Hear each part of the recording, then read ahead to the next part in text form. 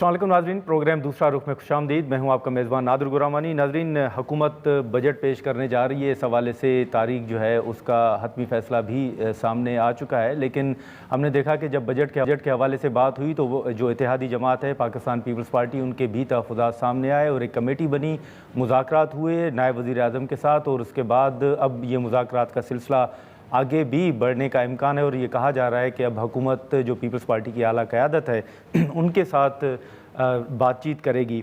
साथ ही साथ हमने देखा कि बजट के हवाले से तो बातचीत का आगाज़ हुआ, लेकिन गिलगित बल्तिस्तान के अंदर जो इस वक्त इंतखाबी मुहिम जारी है, जहाँ पर पाकिस्तान तहरीक इंसाफ, मुस्लिम लीग नून और पीपल्स पार्टी की जो रहनुमा हैं, जो पीपल्स पार्टी के चेयरमैन हैं बिलावल भुट्टो, वो भी वहाँ पर मौजूद हैं, और नवाज शरीफ साहब ने भी वहाँ पर जलसों से खिताब किया था। लेकिन वहाँ पर जो एक तनकीद सामने आई है, उसके बाद पीपल्स पार्टी और नून लीग के दरमियान अगर हम बात करें तो बज़ाहिर इख्तिलाफ़ात जो हैं वो बढ़ते हुए नज़र आ रहे हैं। आज सिंध हुकूमत ने ये मुतालबा किया है कि जो कैप्टन सफदर साहब ने बयान दिया है उस पर वो सिंध के अवाम से माफ़ी मांगें, और ये बयानात काबिल कबूल नहीं है। फिर बजट के बाद ये भी इम्कान ज़ाहिर किया जा रहा है कि शायद कोई 28वीं आईनी तरमीम, या अगर 28वीं आईनी तरमीम नहीं तो NFC से रिलेटेड कोई अहम जो कानून साजी है वो भी हुकूमत करने का इरादा रखती है। वज़ीर ममलकत खेलदास कोहिस्तानी साहब हमारे साथ मौजूद हैं, हम उनसे गुफ्तगू करते हैं। बहुत शुक्रिया खेलदास साहब वक्त निकालने का। सर, सबसे पहले तो ये बताइएगा कि ये जो कैप्टन सफदर साहब ने बयान दिया है कराची के हवाले से, आपका अपना ताल्लुक़ सिंध से है, जो कैप्टन सफदर साहब बात कर रहे हैं ऑन ग्राउंड, आप भी समझते हैं कि वाकई सिंध के लोग, कराची के लोग ये समझते हैं कि मरियम साहिबा को 2 साल के लिए CM बनाया जाए, या अब जो सिंध हुकूमत का ये मुतालबा आ रहा है कि कैप्टन सफदर साहब ने जो बयान दिया है वो उनकी सकाफ़त के ख़िलाफ़ है, वो माफ़ी भी मांगें?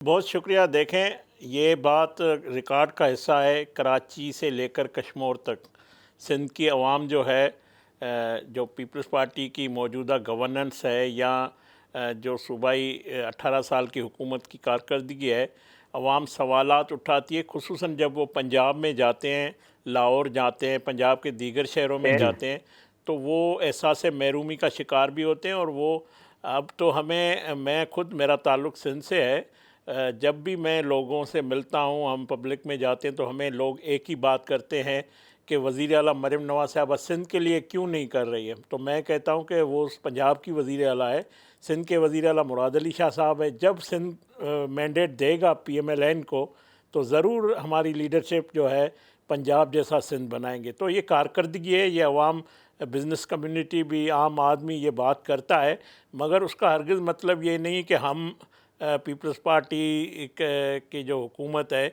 ये अवाम ने मैंडेट उनको दिया है, वो हुकूमत करें। ये सिंध की अवाम और पीपल्स पार्टी और सिंध हुकूमत के दरमियान मामला है। तो जब सिंध की अवाम PMLN को वोट देगी तो ज़रूर इंशाल्लाह वज़ीर आला मरियम नवाज़ साहबा जैसी वज़ीर आला, या जो भी उस वक्त सिंध से जो ज़ाहिर सिंधी वज़ीर आला बनेगा, सिंध से ही बनेगा, मगर वो विज़न जो है वो नवाज़ शरीफ का होगा, वो स्पीड शहबाज शरीफ साहब की होगी, वो मरियम नवाज़ साहिबा की कारकर्दगी, वही विज़न होगा, और वही जिस तरह हमारी लीडरशिप ने कारकर्दगी से करके दिखाया है।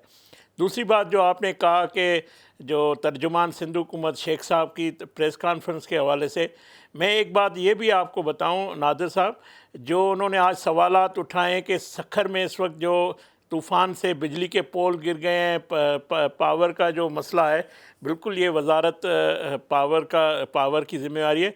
मगर मैं आप सिंध की आवाम को और आपको ये आगाह दूँ, इस वक्त जो सेपको है जो चला रहा है, वो तमाम बोर्ड्स चलाते हैं, हेस्को हो, सेपको, गेपको हो, जो भी पावर कंपनियां हैं वो बोर्ड चलाते हैं। उस बोर्ड में इनका भाई ताज़ा उसका मेंबर बनाए, शेख साहब का सगा भाई बनाए, और उसका जो चेयरमैन है वो भी मुस्तफ़ा लगारी साहब है। तमाम उसके जो मेंबरान हैं उनका ताल्लुक़ पीपल्स पार्टी से है। तो सेपको में अगर बिजली का प्रॉब्लम है तो वफाकी वज़ीर को मैं ये आगाही ज़रूर दूँगा, मगर कंपनी चलाने वाली बोर्ड है, CEO है, तो ये गिला किससे करते हैं? अब सिंध की आवाम को हम, या पंजाब के, अब लोग जो है ना पाकिस्तान के बाशऊर है, सब समझते हैं। ठीक है। तो मैं समझता हूँ जलसों में जो इंतखाबी मुहिम में जो गुफ्तगू होती है आप देखें, बिलावल भुट्टो जरदारी साहब मेरे लिए काबिल एहतराम है, मगर उन्होंने हमारे कायद नवाज शरीफ जो 3 दफ़ा के वज़ीर आज़म है, इस खित्ते के सीनियर सियासतदान है, हमारे पाकिस्तान की, जी, उन पे उन्होंने तंज़ किया। مگر ہم نے کوئی جواب نہیں دیا کیونکہ لیکن کھیلدہ صاحب، ہم یہ جو بسپ کے حوالے سے بھی تحفظات ہیں، رانا ثناء اللہ صاحب کے بیانات ہیں، ہم اس کی طرف بھی آئیں گے، لیکن سب سے پہلے یہ بتائیے گا کہ یہ جو بجٹ کے بعد اسلام آباد کے اندر قانون سازی کے حوالے سے باتیں ہو رہی ہیں، 28ویں آئینی ترمیم کے حوالے سے باتیں ہو رہی ہیں، کراچی کو لے کر باتیں ہو رہی ہیں، آپ ذرا تصدیق یا تردید کریں گے کہ حکومت کا ارادہ کیا ہے؟ بجٹ کے بعد 28ویں آئینی ترمیم آئے گی تو کیا نکات ہیں جن پر حکومت غور کر رہی ہے؟ دیکھیں، کوئی بھی ترمیم آتی ہے اس کا مسودہ لا منسٹری سے آتا ہے. ہمارے لا منسٹر اعظم نذیر تارڑ صاحب، انہوں نے واضح جو ہے ان کا بیان سامنے ہے. کچھ دن پہلے انہوں نے کہا تھا ایسی کوئی، میں نے بھی میڈیا سے میں باتیں یہ سب سن رہا ہوں.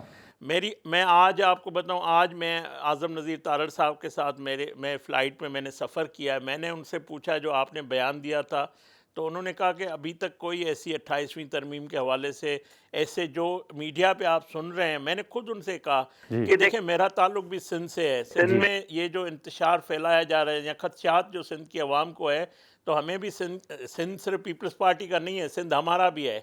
جتنا ان کا ہے اتنا ہمارا بھی ہے. تو یہ سندھ کی تقسیم یا سندھ کراچی کو الگ کرنا، ابھی تک حکومت کے اندر یا کوئی مسودہ آیا ہو، کوئی کابینہ کے اندر، میں بھی موجود ہوں، میں وائس سندھی ممبر ہوں جو سندھ سے، میں کابینہ کے اندر، نہ وہاں پہ کوئی ایسی گفتگو ہوئی ہے، نہ ہماری پارلیمانی پارٹی میں کوئی گفتگو ہوئی ہے. یہ لوگوں کی خواہشات ہے، لوگ بات کر رہے ہیں، مختلف اسٹیک ہولڈر، مختلف لوگ بات کر رہے ہیں. لاہور سے بیٹھ کر کوئی بات کرتا ہے، کوئی نہیں، لیکن کھیلدہ صاحب سر، یہ صرف باتوں تک محدود نہیں ہے نا. رانا ثناء اللہ صاحب کا بیان ہے کہ کراچی کے حالات ٹھیک کرنے ہوں گے، بلدیاتی نظام لانا ہوگا، نہیں تو پھر انتظامی یونٹس بنانے ہوں گے. تو وفاقی وزراء بات تو کر رہے ہیں سر این ایف سی کو لے کر بھی. دیکھیں، میں یہ کہہ رہا ہوں، میری ذاتی رائے ہو سکتی ہے، میں اپنی ذاتی رائے دے رہا ہوں. میں آپ کو کہہ رہا ہوں کہ سندھ کی تقسیم ہم کرنے نہیں دیں گے. ہمارے خدشات ہے کسی بھی صورت میں کراچی کو ہم سندھ سے الگ نہیں، وہ ہمارا راجدھانی ہے، سندھ کا دل ہے. تو یہ بات کرنا ہر کسی کا حق ہے، رائے دینا. مگر میں جو حکومت کی بات کر رہا ہوں کہ حکومت کے اندر کوئی ایسی پالیسی ہو، کوئی ڈسکشن ہو، جو لا منسٹر ہے وہ بے خبر ہے ان چیزوں سے. تو یہ باتیں، ہاں، رانا ثناء اللہ صاحب نے جو بلدیاتی حوالے سے بات کی ہے، وہ بات ان کی درست ہے. وہ کابینہ کے اندر ہم پہلے بھی 26ویں 27ویں ترمیم رہ گئی تھی جو ایم کیو ایم کا بل ہے. پی ایم ایل این ان کو سپورٹ کرتی ہے. میں سمجھتا ہوں کہ اگر بدین میں، اگر گوٹکی میں، اگر جامشوروں میں، اگر میرپور خاص میں، اگر ملیر میں، اگر لیاری میں، اگر سینٹرل کراچی میں، اگر جو وسائل ضلعوں میں جاتے ہیں، یہ جو تھرڈ ٹیئر ہے بلدیات کا، وفاق سے صوبوں میں آتے ہیں، صوبوں کے ڈسٹرکٹ میں جاتے ہیں، تو عام آدمی کی زندگی بہتر ہوگی. تو یہ ہمیں کرنا پڑے گا. پیپلز پارٹی کو اس بات پہ اختلاف ہے. ہم کوشش کر رہے ہیں کہ پیپلز پارٹی اس پہ آمادہ ہو، اور اس کو وزیر اعظم بھی سپورٹ کرتے ہیں، کابینہ کے اندر بھی سپورٹ کرتے ہیں. ایم کیو ایم سے بھی ہم نے کہا ہے کہ جب پیپلز پارٹی اس پہ مانے گی تو ہم ضرور. اور بسپ کے حوالے سے بھی آپ کو تحفظات ہیں رانا ثناء اللہ صاحب کے مطابق کہ پنجاب کے حد تک کرپشن بھی ہے، اور یہ ایک تاثر بھی دیا جا رہا ہے کہ جیسے بسپ جو ہے وہ لوگوں کو بھکاری بنانے کے مترادف ہے. دیکھیں، بسپ، پہلی بات یہ ہے کہ بسپ پہ بند ہونے کی بھی بات کوئی نہیں ہے، اور یہ بھی اگر صوبوں کو بھی دینی ہے، یہ بھی امینڈمنٹ ہونی ہے. اگر کوئی بھی قانون سازی ہوگی تو وہ پیپلز پارٹی کے بغیر ہمارے پاس مینڈیٹ نہیں ہے. یہ ضرور ہمارے جماعت میں نے یہ بات کی تھی کہ ہمارے کچھ وزراء یا کچھ پارٹی کے لوگ، یہ ان کی خواہش ہے کہ یہ جو بلکہ وفاق جو ہے، یہ جو اس کا پورا بسپ کا بوجھ اٹھاتا ہے، صوبے اپنے اپنے بوجھ اٹھائے اور صوبے اپنے وسائل سے اس میں پیسے دے. جب این ایف سی کے تحت پیسے ملتے ہیں تو صوبے خود مختار ہے. وفاق کے اندر اس وقت تنخواہ دینے کے لیے یا خرچ کرنے کے لیے قرضے اٹھائے جاتے، وفاق کے پاس وسائل نہیں ہیں، تو صوبہ اس کا بوجھ اٹھائے. وہ تبھی ممکن ہوگا جو ہماری خواہشات ہماری جماعت کے اندر جو رانا ثناء اللہ صاحب نے کیے، یا میں بھی کرتا ہوں، کہ یہ صوبوں کو دینا چاہیے. اب پنجاب کی وزیر اعلیٰ، مطلب آپ بھی اس حق میں ہیں کہ بسپ جو ہے وہ سندھ کے حوالے کیا جائے؟ تمام جو صوبہ چلانا چاہتا ہے وہ کرے، بالکل. اگر پنجاب کے وزیر اعلیٰ، انہوں نے منارٹی کارڈ نکالا ہے، انہوں نے ہیلتھ کارڈ نکالا ہے، انہوں نے جو ہے نوجوانوں کے لیے مختلف انہوں نے ویلفیئر کے کام کیے. اگر وہ کوئی چلانا چاہتی ہے، ان کی خواہش ہے کہ وہ اپنا کارڈ دینا چاہتی ہے، اپنی ویلفیئر کرنی، اپنے وسائل سے کریں. فیڈرل کیوں اس کا بوجھ اٹھائے؟ مطلب ہم کہہ سکتے ہیں کہ اس مرتبہ وفاقی حکومت کا ارادہ نہیں ہے کہ وہ یہ بوجھ اٹھائے، یہ صوبوں کے حوالے ہی کرنا ہوگا. میں یہ کہہ رہا ہوں جب تک پیپلز پارٹی اس پہ آمادہ نہیں ہوگی یہ ممکن نہیں ہے ہمارے لیے کرنا، اور ہم پیپلز پارٹی کو دیوار سے لگا کر کوئی بھی جو قانون سازی نہیں کر سکتے۔ ہم رانا ثناء اللہ صاحب بھی کہتے ہیں، دیکھیں جمہوریت کا حسن ہے کسی بھی معاملے پہ بات کرنے کی، مشاورت کرنے کی، بات کرنا، کوئی ذاتی اوپینین دیتا ہے تو ان کی مرضی ہے، مگر حکومت کی پالیسی جو گمراہ کن، جو انتشار یا جو وائولا کیا جا رہا ہے، یا جو مختلف اینکر، مختلف یوٹیوبر، مختلف سیاستدان ہر کوئی سندھ کی تقسیم کی بات کر رہا ہے، سندھ میں جو تجزیے کر رہے ہیں، تو میں سمجھتا ہوں ان کی خواہشات ہو سکتی ہے، مگر حکومت کا ابھی تک ایسی کوئی بات نہیں ہے۔ میں یہ شورٹی سے کہہ سکتا ہوں کہ حکومت کے اندر ایسی کوئی بات نہیں ہے، نہ ایسا کوئی مسودہ آیا ہے۔ ٹھیک ہے، بہت شکریہ خیالدار صاحب وقت نکالنے کا، thank you so much.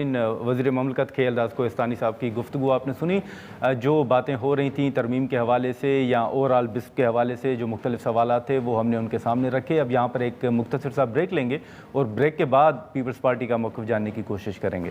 Programme میں ایک بار پھر خوش آمدید ناظرین۔ وزیر مملکت خیالدار کوہستانی صاحب کی گفتگو آپ نے سنی، جو اس وقت گلگت بلتستان کے اندر مختلف بیانات سامنے آئے اور سندھ حکومت نے یہ مطالبہ کیا ہے، خاص طور پر جو کیپٹن صفدر صاحب کا بیان تھا کہ وہ معافی مانگیں۔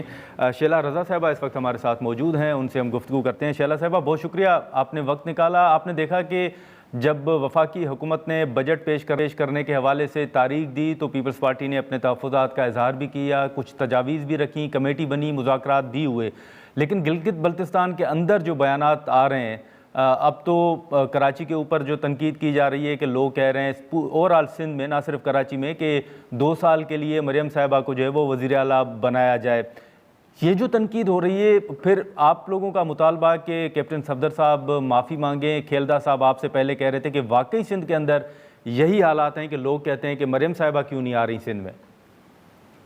دیکھیے، جب مریم صاحبہ بات کرتی ہیں تو لاہور کی کرو، اگر اتنے اچھے حالات ہوتے پنجاب کے تو اتنی سرائکی بیلٹ سے لوگ جو ہے نا وہ ہمارے سندھ میں بیچاری خواتین گھروں میں کام، مرد جو ہے وہ کراچی میں نہ بیٹھے، اور اتنے ہی اچھے حالات ہوتے کے پی کے تو پختون جو ہے وہ پشاور سے زیادہ کراچی میں نہ، اتنے ہی اچھے حالات ہوتے پورے پنجاب کے، تو مریم صاحبہ تو صرف میں سمجھتی ہوں کہ وہ صرف لاہور کو فوکس کرتی ہیں، اور لاہور میں بھی جو مین روڈ بستے ہیں، ورنہ ہم نے بھی دیکھا ہے کینچی کا علاقہ، کچا جیل روڈ کا علاقہ، اور بہت سارے نام تو ایسی بات نہیں ہے۔ اب رہی بات دیکھیے کیپٹن صفدر کی، سب سے پہلے تو رانا ثناء اللہ کی بات ہوئی جس کو چودھری طارق بدر نے کہہ دیا کہ ایسی کوئی بات نہیں ہے۔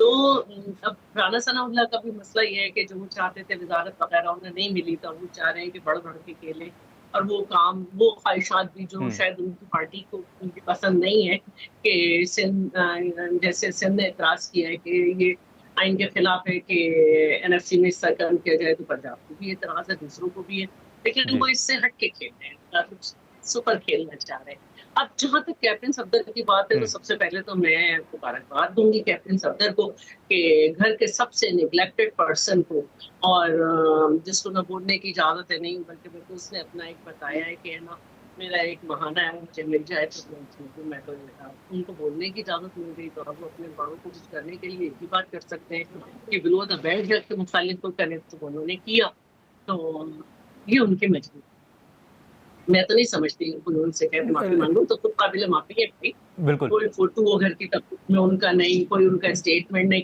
بس جب بیچارے کا دل گھبراتا ہے ممتاز قادری کی قبر پہ جا کے نعت بات کرنے کے۔ اچھا، لیکن شیلا صاحب آپ نے دیکھا ہوگا کہ گلگت بلتستان کی جو انتخابی مہم ہے اس کے دوران اگر ایک نعرہ لگ رہا ہے یا جو بات ہو رہی ہے وہ یہ بھی ہو رہی ہے کہ آپ گلگت بلتستان کے عوام فیصلہ کریں کہ ان کو کراچی جیسی سڑکیں چاہیے یا پھر لاہور جیسی، پھر اوور آل بھی ایک تنقید ہو رہی ہے، تو آپ سمجھتی ہیں کہ یہ اختلافات آگے بڑھ سکتے ہیں، یا آپ سمجھتی ہیں کہ نہیں یہ انتخابی مہم میں یہ سیاسی بیانات ہیں یہ ہوتے رہتے ہیں؟ پہلی بات یہ کہ لاہور تو کراچی کے ڈسٹرکٹ ایسٹ سے بھی چھوٹا ہے، اور ڈسٹرکٹ سینٹرل کی آبادی اتنی ہے کہ شاید نیوزی لینڈ کی جتنی ہے، ٹھیک ہے؟ تو پہلی تو بات یہ کہ لاہور اور کراچی کا مقابلہ ہی نہیں، اور یہ ہمیں دکھائیں کہ انہوں نے ہمارے جیسے شاہراہ بھٹو جیسا پروجیکٹ ہے یا کچھ ہے، کون سا انہوں نے اپنے بل پہ بنا، انہوں نے تو سب دیکھتے ہیں جو ہاسپٹلس کی حالت ہے کراچی میں جو کتنے شان. میں تو کہتی ہوں کہ صرف جناح ہاسپٹل کے آپ فزیو تھراپی میں چلے جائیں, جناح ہاسپٹل کے پلمونری سیکشن میں چلے جائیں, جناح ہاسپٹل میں جس کو یہ پتہ نہیں کیسے بجٹ ہی نہیں دیتے. پہلے انہوں نے کہا تھا ہم قبضے میں لے لیں گے, ہم نے اس پہ 18 بلین بجٹ رکھا تھا آج سے 8-9 سال پہلے, اور یہ لوگ کچھ نہیں کر سکتے. دوسری بات جو ہے وہ جو کراچی کے نیبرہڈ پروجیکٹس ہیں, ہم نے بھی دیکھا پنجاب میں کس طرح پانی بھر جاتا ہے اور سب ہوتا ہے, اور کوئی سیوریج سسٹم نہیں ہے, اور خود وہ کہتی ہیں کہ اس سے پہلے کبھی کسی نے نہیں کیا. بھائی تھوڑے سے دن کے لیے تو جو ہے وہ پی ٹی آئی کی گورنمنٹ آئی تھی 3 سال 8 مہینے کے لیے, اس سے پہلے آپ کے چچا تھے, آپ ہی لوگ تھے, تو کیا کیا آپ نے کیا کریں. چھوٹے سے شہر ٹھیک ہے. جو ایک سے بھی چھوٹا ہے کراچی کے, آپ نے لاہور کو کر لیا. ہم نے کراچی کو اتنے بڑے بڑے پروجیکٹ دیے ہیں, اور ہمارے پاس پھر ہم پورے پنجاب بالکل سے جیسے آپ نے آنکھیں رکھی ہیں, ہم نے ایسے نہیں کیے, ہم سارے سندھ کو دیکھ رہے ہیں اور اچھا دیکھ ٹھیک رہے ہے. ہیں. تو اس طرح کی لیکن باتیں شیلا جو صاحبہ میڈیا یہ کرتی بجٹ کے بعد, ہے, آپ سوچیں جی کہ ایک جی ہل معذرت آپ کی اسٹیشن بات جو ہے, کاٹ رہا ہوں. ایک ہل اسٹیشن جو ہے آپ اس کو کراچی کا کریں گے جو کہ ایک ڈیزرٹ پہ واقع ہے, اور اس کو کہتے ہیں ٹراپیکل ڈیزرٹ, کراچی سے لے کے رحیم یار خان تک. اس کا آپ ایک ہل اسٹیشن سے مقابلہ کر رہے ہیں, تو آپ کو تو پتہ ہی نہیں کہ مقابلہ کرنا کدھر ہے. ٹھیک ہے, لیکن آپ کے علم میں ہوگا کہ یہ بجٹ کو لے کر پہلے کچھ باتیں یہ ہوئیں کہ شاید حکومت کوئی قانون سازی کرنے جا رہی ہے 28ویں آئینی ترمیم کے علاوہ بھی. پھر آپ نے رانا ثناءاللہ صاحب کا بیان اگر آپ کی نظر سے گزرا ہو تو انہوں نے کہا ہے, جو کہ ایم کیو ایم کا بھی مطالبہ رہا ہے, انہوں نے بھی, رانا ثناءاللہ صاحب نے بھی یہ کہا ہے کہ کراچی میں بلدیاتی نظام لانا ہوگا, نہیں تو پھر انتظامی یونٹس کی طرف جانا ہوگا.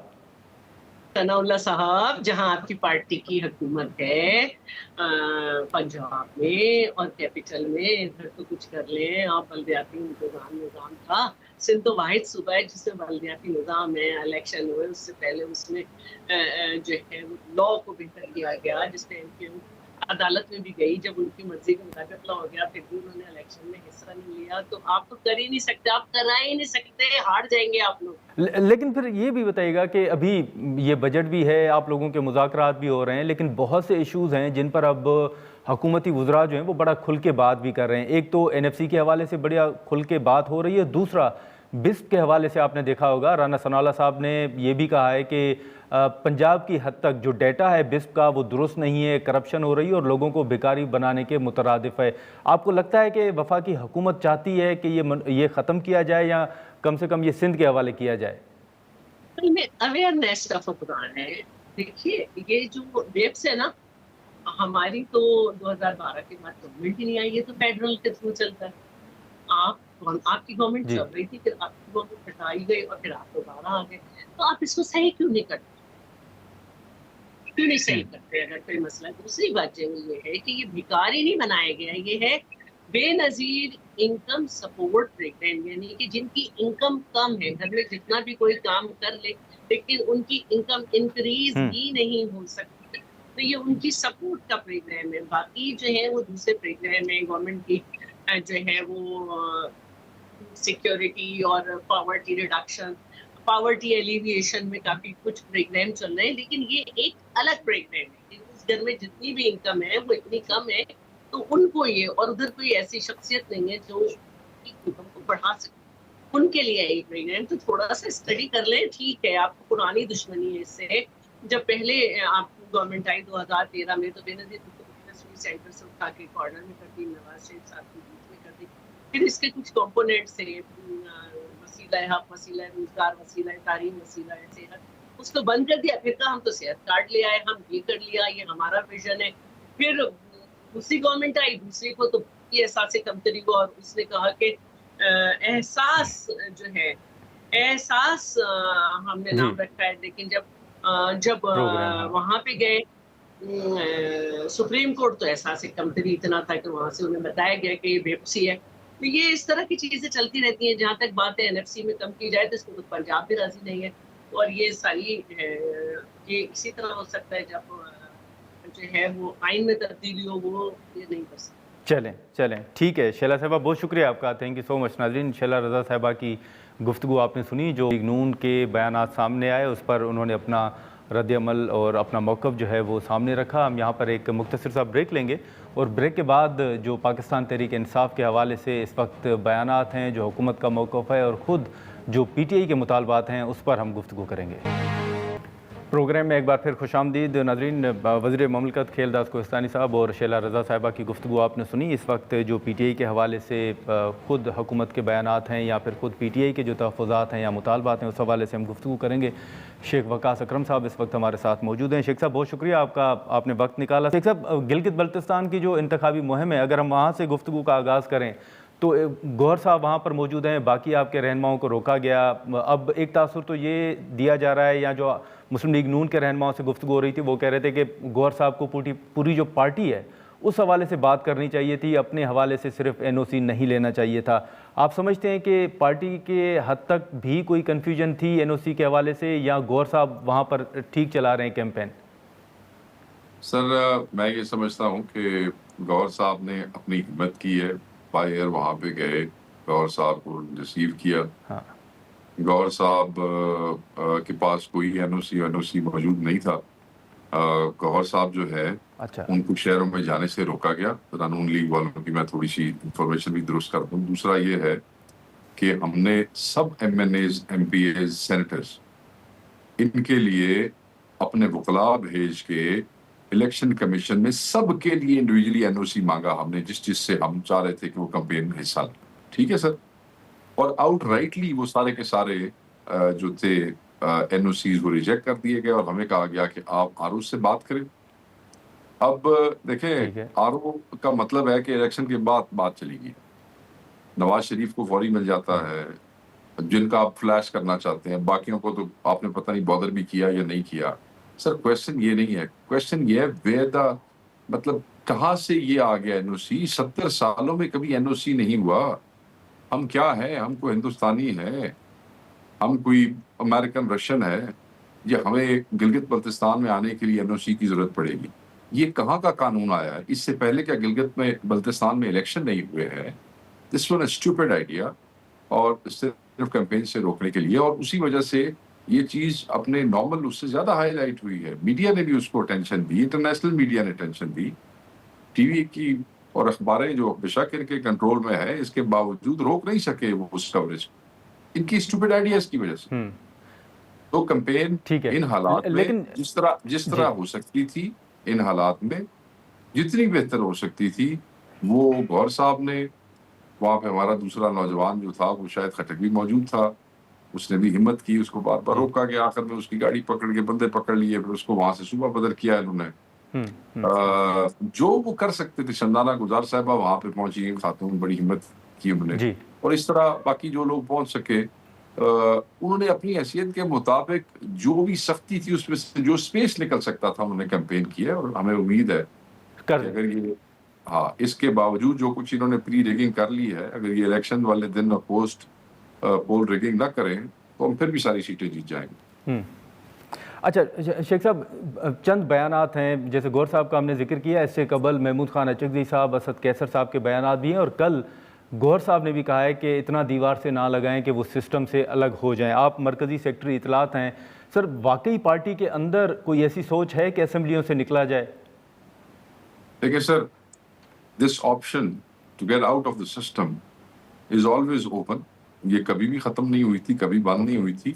پاکستان تحریک انصاف ایک واحد پارٹی ہے جس کے قائد نے خود لوگوں سے کہا تھا اگر ایسے نہیں ہوگا تو میں اسمبلیوں سے باہر آ جاؤں گا. اور وہ اپنی حکومتیں یہاں لوگ بھاگتے ہیں, جس کو حکومتیں ختم ہو رہی ہیں. عمران خان واحد دلیل لیڈر ہے جس نے پنجاب اور کے پی میں اپنی بنی ہوئی حکومتیں, حالانکہ وہ اگر چاہتے تو وہ دونوں حکومتیں رہ سکتی تھیں اور وہ ان کا دماغ درست کر دیتے, مگر کیونکہ وہ سمجھتے تھے کہ جائز نہیں ہے اور یہی طریقہ ہے تو وہ باہر آ گئے. تو آپ کیا سمجھتے ہیں کہ ایسی پارٹی جو کہ جس کا قائد اپنی 2 حکومتیں چھوڑ کے باہر آ سکتا ہے, وہ دوبارہ اس سسٹم میں سے باہر نہیں ہو سکتا؟ تو یہ آپشنز پاکستان تحریک انصاف کے پاس شروع سے اوپن ہے. ہم تو عوام کی آواز بننے کے لیے, اپنے ناحق قائد کی رہائی کے لیے وہ جو لڑائی ہے پرامن طریقے سے لڑنے کے لیے ہم سسٹم میں موجود ہے. اگر ہمارے قائد یہ سمجھتے ہیں کہ نہیں we don't need to be part of this system so we come out of the system any day. It's open, always open, it's not a new thing. ٹھیک ہے. لیکن شیخ صاحب ایک آپ کی ذات کے حوالے سے شفیع اللہ جان صاحب نے بات کی ہے, اگر آپ جواب دینا مناسب سمجھیں تو انہوں نے کہا ہے کہ شیخ وقاص صاحب سوچ سمجھ کر بات کریں, وہ خود کافی عرصے سے غائب ہیں, اب ان کو سامنے آ جانا چاہیے. یہ پارٹی کے اندر سر جی نہیں, پارٹی کے اندر نہیں ہے. میں بچوں کی جونیئرس کی باتوں کا میں جواب نہیں دیتا. پارٹی کی پالیسی, پارٹی کا بیانیہ میں خود ایشو کرتا ہوں عمران خان صاحب کی گائیڈنس کی روشنی میں. پارٹی کے اندر عمران خان صاحب کے ڈائریکٹرز اور دستور یہی کہتا ہے کہ کوئی ایشوز ہے تو ان کو میڈیا پہ نہ لایا جائے. یہ بچے ہیں ابھی, تو میں نہیں سمجھتا کہ میرے جیسا سینئر آدمی جو ہے وہ ٹی وی پہ بیٹھ کے بچوں کی باتوں کے جواب دے گا. Doesn't matter. سر وہ وزیر اطلاعات بھی ہیں صوبہ. کوئی بات نہیں. اچھا, لیکن سر اس کے علاوہ آپ کے علاوہ 4 لوگوں کا تو پی ٹی آئی خود کہہ رہی ہے کہ وہ پی ٹی آئی کے ساتھ رابطے میں نہیں ہے. آپ سمجھتے ہیں کہ ان کے کچھ اختلافات ضرور ہیں لیکن وہ پارٹی سے الگ نہیں ہے, وہ وقت آنے پر ساتھ ہوں گے؟ کس کی بات کر رہے ہیں, کون سے 4 لوگ؟ جو 4 ایم پی اے سر, جو شفیع اللہ جان صاحب نے کہا تھا کہ صرف 4 ایم پی ایز ہیں جو ہمارے ساتھ رابطے میں نہیں ہیں, باقی تمام رابطے میں ہیں. نہیں, میرا خیال ہے وہ 4 بھی جو ہے وہ بھی ملک سے باہر ہے. وہ 3 کا تو مجھے پتہ لگا تھا ملک سے باہر ہے, تو ہم نے کب کہا کہ کوئی رابطے میں نہیں ہے. میں تو پارٹی کی بڑی اسٹیٹڈ پوزیشن ہے اس کے اوپر, وہ یہ ہے کہ ایک بھی ایم پی عمران خان صاحب کی ذات, ان کی پارٹی, ان کے نظریے, ان کے فلسفے سے کے پی کے میں دور نہیں ہے. تو سب ایک ہے. اور جو چیف منسٹر ہے یہ نوجوان, یہ عمران خان صاحب کا نامینیٹڈ ہے, اینڈ وی آل سپورٹ ہم. چلے, بہت شکریہ شیخ صاحب وقت نکالنے کا. تھینک یو سو مچ سر. ناظرین, شیخ وقاص اکرم صاحب کی گفتگو آپ نے سنی. ہم یہاں پر ایک مختصر سا بریک لیتے ہیں اور بریک کے بعد ماحولیات کے عالمی دن کے حوالے سے ہم گفتگو کریں گے. پروگرام میں ایک بار پھر خوش آمدید. ناظرین, ماحولیات کے عالمی دن کے حوالے سے ہم بات کریں گے آخری سیگمنٹ میں, اور آج جو وزیر اعظم سمیت صدر مملکت کے بھی مختلف بیانات سامنے آئے ہیں جس میں یہ بھی کہا گیا ہے کہ ماحولیات کے تحفظ کے لیے جو قومی پالیسی کا بنیادی ستون جو ہے اس عمل کو بنانا ہوگا, اور یہ تحفظ اس طرف سب کو توجہ دینا ہوگی. ماحولیات کے حوالے سے جہاں پر دیگر ممالک متاثر ہوتے ہیں, پاکستان بھی ان ممالک میں سے ایک ہے, لیکن ہمیشہ کچھ چیلنجز کا ذکر ہوتا ہے, پھر تنقید یہ بھی ہوتی ہے کہ شاید ہم اس پر توجہ نہیں دے پاتے. آج بھی مختلف بیانات آئے ہیں, ہم اسی پر گفتگو کریں گے. ملک امین اسلم صاحب سابق کی وزیر ہیں, ان سے.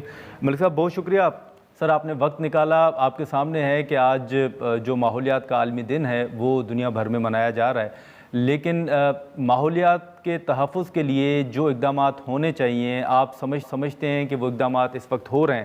پھر گلگت بلتستان سے لے کے پورے پاکستان کی, یا اوورآل اگر آپ دیکھیں جو چیلنجز ہیں ان میں کتنا آپ کو اضافہ نظر آ رہا ہے؟ بسم اللہ الرحمن الرحیم.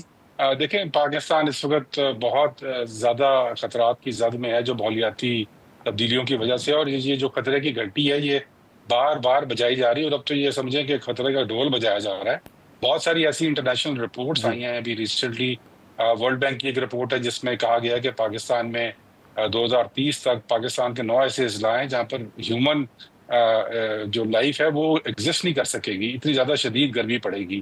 اسی طرح ایک یونیورسٹی آف شکاگو کی ایک ریسنٹ رپورٹ آئی ہے جس میں انہوں نے تقریباً 40 مختلف جو شہروں کا اسیسمنٹ کی, 400 شہروں کی اسیسمنٹ کی, اور ان میں سے ٹاپ 15 شہر نکالے جہاں جو کہ کلائمیٹ چینج کی جو اثرات ہیں اور خصوصاً گرمی کی شدت جو ہے بڑھنے کے زد میں آئیں گے.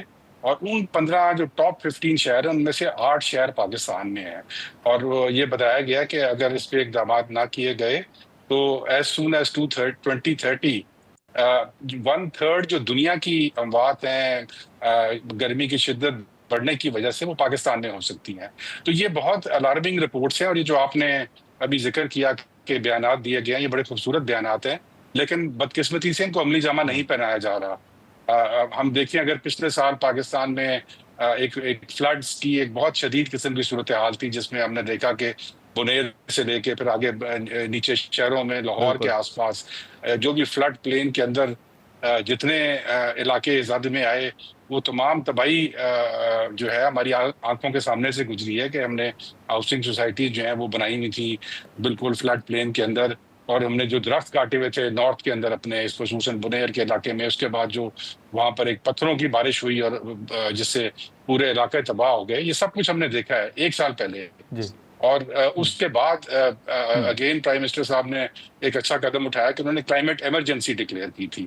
لیکن اب یہ پوچھنے والی بات یہ ہے کہ اس کلائمیٹ ایمرجنسی کا کیا بنا؟ ابھی یہ 1 سال ہو چکا ہے، میرے خیال میں شاید اس کی جو کمیٹی بنائی گئی تھی شاید اس کی میٹنگ بھی نہیں ہوئی کلائمیٹ ایمرجنسی کی. اور اب دوبارہ ہم اس ٹائم میں آ گئے. لیکن ملک امین اسلم صاحب، آپ کے نزدیک سر آپ کا تجربہ کیا کہتا ہے؟ کون سے ایسے شہر ہیں سندھ کے اندر، یا سندھ کے اندر جیسے جیکب آباد کی بات ہوتی تھی، پھر خیبر پختونخوا، بلوچستان کو دیکھ لیں، پنجاب کو دیکھ لیں، آپ کے نزدیک کون سے ایسے شہر ہیں پاکستان کے اندر جو زیادہ متاثر ہونے کا جن کا خدشہ ہے؟ دیکھیں، میں نے آپ کو سائنٹیفک ڈیٹا کے مطابق بتایا ہے کہ جو ورلڈ بینک کے رپورٹ ہے اس کے مطابق 9 ایسے ڈسٹرکٹ ہیں جن میں سے 6 جو ہیں وہ سدرن پنجاب میں اور 3 اپر سندھ کے اندر ہیں. جیکب آباد بھی اس میں آتا ہے، جہاں پر گرمی کی شدت جو ہے وہ بڑھ جائے گی. اسی طرح جو فلڈ سے ریلیٹڈ امپیکٹس ہیں وہ نارتھ میں سب سے زیادہ ہیں، جس میں جی بی آ جاتا ہے اور کے پی کے ڈسٹرکٹ آ جاتے ہیں. یہ سب کچھ رپورٹوں میں موجود ہے، کئی سالوں سے موجود ہے، اور اس کے اوپر جو ایکشن لینے ہیں وہ بھی ہمیں پتہ ہے ہم نے کیا کرنا ہے. ہم نے درختوں کی کٹائی کو روکنا ہے، کیونکہ یہ درخت سب سے بڑا ہتھیار ہے جب یہ اس قدرتی عمل کے سامنے جب آپ کو اپنا ایک مینجمنٹ کرنی پڑتی ہے تو یہ اڈیپٹیشن کے لیے سب سے بڑا ہتھیار آپ کے یہ درخت ہیں. لیکن ہم اس کے باوجود ہم ایک بے دریغ کٹائی پہ لگے ہوئے ہیں درختوں کی. اسی طرح یہ بھی رپورٹس میں سب میں موجود ہے کہ ہم نے اربن پلاننگ اپنی اس طرح کرنی ہے جو کہ ان اثرات کو برداشت کر سکے. ہماری گرین انفراسٹرکچر ہمیں بنانے کی ضرورت ہے، گرین پارکس بنانے کی ضرورت ہے، ہمیں گرین روفس کی ضرورت ہے. اگین ہماری اربن پلاننگ بالکل اس کے ساتھ نہیں چل رہی، اور ہم تو فلڈ پلین کے اندر اب اپنی سوسائٹیاں بنانے میں تلے ہوئے ہیں. اپنے جو ہمارے ہرے بھرے کھیت ہیں ان کو کنورٹ کیا جا رہا ہے انٹو ہاؤسنگ سوسائٹیز. یہ ساری چیزیں موجود ہیں، اور یہ ساری چیزیں اگر ہم نہیں کریں گے تو ہم ایک قدرت کے ساتھ ایک کھلی جنگ کا اعلان کر رہے ہیں، اور اس قدرت کے ساتھ کھلی جنگ میں ہم ہی ہاریں گے اور بڑے نقصان کے ساتھ ہاریں گے. ملک امین اسلم صاحب، سر معذرت آپ کی بات کاٹ رہا ہوں، لیکن آخر میں سر یہ بتائیے گا کہ یہ جو بیچ میں جیسے آپ نے کمیٹی کا ذکر کیا کہ شاید آج تک کوئی اجلاس بھی نہیں ہوا، اسی طرح آپ کو یاد ہوگا کہ ٹری بلین کا منصوبہ تھا، پھر اس کے بعد بھی کہا گیا کہ آپ درخت لگائیں جتنا ہو سکے. لیکن آپ سمجھتے ہیں کہ اس وقت وہ توجہ یا وہ پرائرٹیز جو ہیں وہ تبدیل ہو چکی ہیں، وہ درخت لگانے کا معاملہ ہو یا باقی منصوبے ہوں، یہ کلائمیٹ چینج کے حوالے سے؟ بالکل پرائرٹیز تبدیل ہو چکی ہیں، کیونکہ آپ نے دیکھا کہ آج ہم ورلڈ انوائرمنٹ ڈے منا رہے ہیں جس کا فوکس ہی کلائمیٹ چینج کے اوپر ہے. آج سے 5 سال پہلے یہی ورلڈ انوائرمنٹ ڈے پاکستان کو یہ اعزاز حاصل ہوا تھا کہ یہ پاکستان میں منایا گیا تھا اور پاکستان کو یہ ہوسٹ کرنے کا اعزاز دیا گیا تھا. اس کی وجہ یہ تھی کہ اس وقت جو پروجیکٹس ہو رہے تھے گراؤنڈ پہ، جن میں آپ نے بلین ٹری سونامی کا ذکر کیا، اس کو دنیا نے محسوس کیا کہ پاکستان ایسے اقدامات کر رہا ہے جو کہ کلائمیٹ چینج کے ساتھ تدارک میں تمام دنیا کے لیے مشعل راہ بن سکتے ہیں. لیکن آج ہم اس سے ہم ریورس ڈائریکشن میں انفارچونیٹلی چل پڑے ہیں، اور کے پی پروونس کے اندر بھی جہاں پر وہ بلین ٹری کا خواب دیکھا گیا تھا وہاں پر بھی اس وقت ڈیفارسٹیشن ہو رہی ہے. اور ابھی ایک ریسنٹ رپورٹ آئی ہے جس میں دیر کے ایریا میں میسو ڈیفارسٹیشن کی انڈیکیشن دی گئی ہے. تو ہمیں چاہیے کہ ہم اپنی سمت کو درست کریں، ورنہ یہ سمت قدرت ہماری خود ہی درست کر کے دکھا دے گا. چلیں ٹھیک ہے. ملک امین اسلم صاحب بہت شکریہ سر، آپ نے وقت نکالا. ملک امین اسلم صاحب کی گفتگو آپ نے سنی. ماحولیاتی تبدیلی کے حوالے سے جو چیلنجز ہیں یا جو خدشات ہیں اس حوالے سے ہم نے گفتگو کی. آج کے پروگرام میں اتنا ہی. اجازت دیجیے. اللہ حافظ.